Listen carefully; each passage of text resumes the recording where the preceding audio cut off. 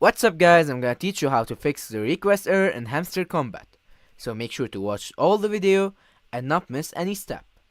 So, this issue can be resolved in 3 things. The first one is you want to check your internet connection. If all is fine, you want to go to the Play Store, then check if there's any updates. If your app is still updated to date, you want to go to your settings, then search for apps, and there you want to search for Telegram.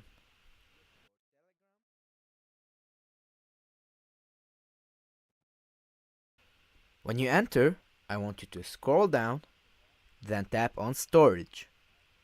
After that, you see 2 options in the bottom of the screen. I want you to clear the cache and clear the storage, and this should work. And that's it guys.